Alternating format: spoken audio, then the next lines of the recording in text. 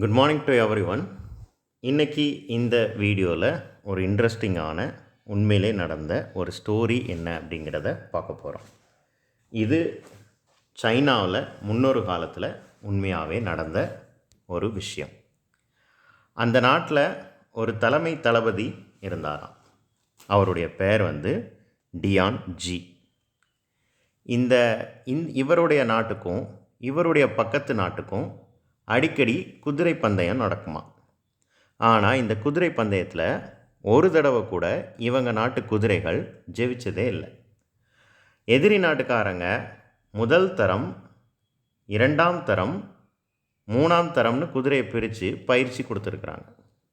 இவங்களும் அதே மாதிரி இவங்கக்கிட்ட இருக்கிற குதிரையை 1, 2, 3ன்னு பிரித்து பயிற்சி கொடுத்துருக்காங்க. நிறைய தடவை குதிரை பந்தயம் நடந்திருக்கு. ஆனால் அவங்க நாட்டு குதிரையை இவங்களால் ஜெயிக்கவே முடியலை. எத்தனை தடவை முயற்சி பண்ணியும் எவ்வளோ அழகாக பயிற்சி கொடுத்தும் அவங்களால ஜெயிக்கவே முடியலை.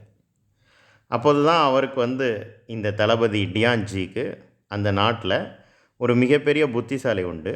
அவருடைய பேர் சன் பின். அவர் நிறைய போர் தந்திரங்கள்லாம் தெரிஞ்சவர். அவர்கிட்ட போய் ஒரு ஐடியா கேட்கலாம், கண்டிப்பாக இதுக்கு ஒரு தக்க தீர்வு சொல்வார் அப்படின்னு சொல்லி அவரை போய் சந்தித்தார். அவரை போய் சந்தித்த உடனே இவ்வளோதானா விஷயம் அப்படின்னு சொல்லி அவர் உடனே ஒரு ஐடியா கொடுத்தாராம்.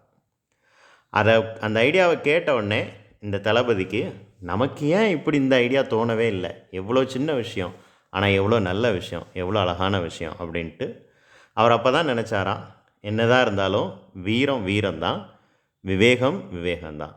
வீரம் எல்லா இடத்துலையும் ஜெயிக்காது, ஆனால் விவேகமாக இருந்தால் எல்லா இடத்துலையும் கண்டிப்பாக ஜெயிச்சிடலாம் அப்படின்னு சொன்னாராம். அப்படி என்ன ஐடியா கொடுத்துருந்துருப்பார்?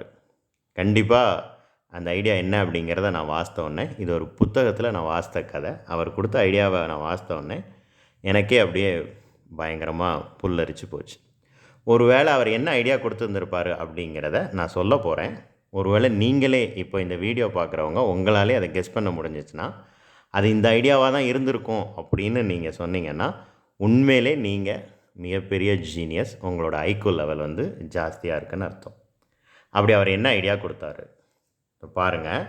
ரொம்ப சிம்பிளாக சொன்னார், உங்களுடைய முதல் தர குதிரையை அவங்களுடைய 2ஆம் தர குதிரை கூட மோத விடுங்க, கண்டிப்பாக ஜெயிச்சிருவோம். உங்களுடைய 2ஆம் தர குதிரையை அவங்களுடைய 3ஆம் தர குதிரை கூட மோத விடுங்க, அழகாக ஜெயிச்சிருவோம். உங்களுடைய 3ஆம் தர குதிரையை அவங்களுடைய முதல் தர குதிரை கூட மோத விடுங்க, இதில் ஆனால் நம்ம தோற்றுருவோம். ஆனால் 3 பந்தயத்தில், இந்த 2 பந்தயத்துலேயும் கண்டிப்பாக நம்ம என்ன செஞ்சுருவோம், ஜெயிச்சிருவோம் அப்படின்னு சொன்னாராம். பார்த்திங்களா, என்ன ஒரு அழகான ஈஸியான ஒரு ஸ்மார்ட்டான ஐடியா. ஸோ இதனால தான் smart work is better then hard work அப்படின்னு சொல்கிறாங்க. ஹார்ட் ஒர்க்கும் வேணும், ஸ்மார்ட்டான திங்கிங்கும் வேணும்.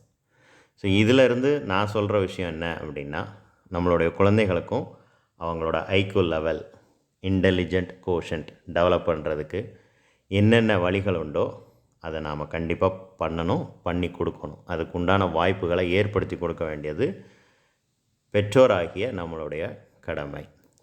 சும்மா புத்தகத்தை பார்த்து படித்து 80 மார்க் 90 மார்க் எடுத்துகிட்டு வந்துட்டேன், அப்படியே மனப்பாடம் பண்ணி மார்க் எடுத்து வர்றதில் பிரயோஜனமே இல்லை.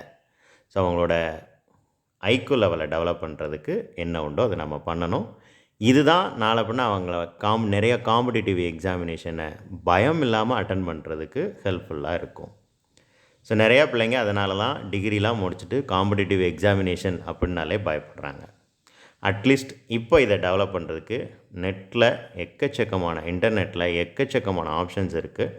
நாமளே சூஸ் பண்ணி அவங்களுக்கு அவங்களோட அட்லீஸ்ட் காம்படிட்டிவ் எக்ஸாமினேஷன்னா என்ன, எப்படி இருக்கும், கொஸ்டின் பேட்டர்ன் எப்படி இருக்கும், எப்படி அட்டன் பண்ணணும் அப்படிங்கிற பயத்தை அவங்களுடைய பள்ளி பருவத்திலேயே போக்க வேண்டியது நம்மளுடைய கடமை.